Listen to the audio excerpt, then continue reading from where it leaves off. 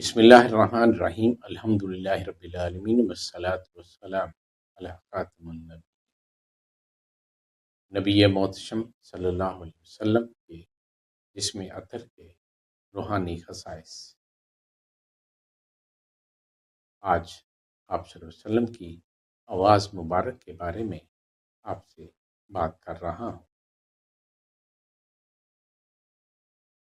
حضرت انس رضی اللہ عنہ نے فرمایا کہ آپ صلی اللہ علیہ وسلم نے فرمایا، جس نبی کو بھی مابعوث فرمایا اس کی آواز اور چہرہ خوبصورت تھا، حتیٰ کہ تمہارے نبی کریم صلی اللہ علیہ وسلم کو مابعوث فرمایا تو آپ صلی اللہ علیہ وسلم کی آواز اور چہرہ انور کو بھی خوبصورت بنایا۔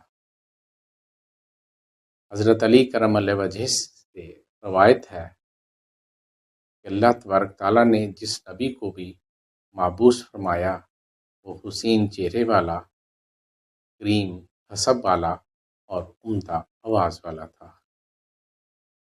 کہ تمہارے نبی کریم صلی اللہ علیہ وسلم کو بھی خوبصورت چہرے والا، کریم حسب والا اور عمدہ آواز والا بنایا۔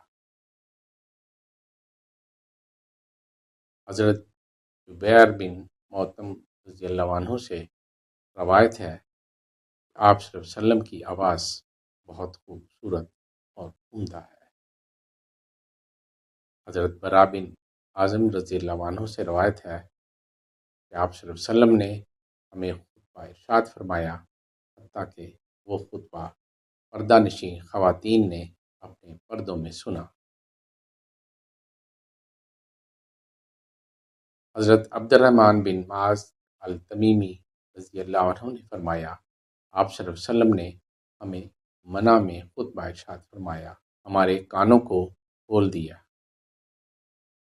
دوسرے الفاظ میں ایک علیحدہ روایت ہے کہ رب تعالیٰ نے ہمارے کان کھول دیے، حتیٰ کہ ہم اپنے اپنے خیموں میں سن رہے تھے کہ آپ صلی اللہ علیہ وسلم کیا فرما رہے ہیں۔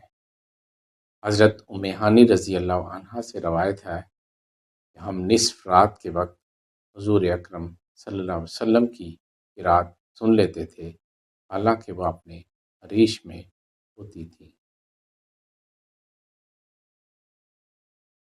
حضرت برا بن اعظم رضی اللہ عنہ سے روایت ہے کہ حضور صلی اللہ علیہ وسلم نے عشاء میں سورہ والتین پڑھی، میں نے ایسی آواز نہ سنی جو آپ صلی اللہ علیہ وسلم کی آواز سے حسین ہو۔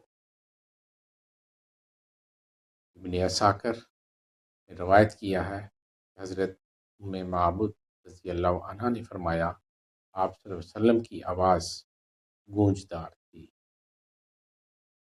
وما توفیقی الا باللہ۔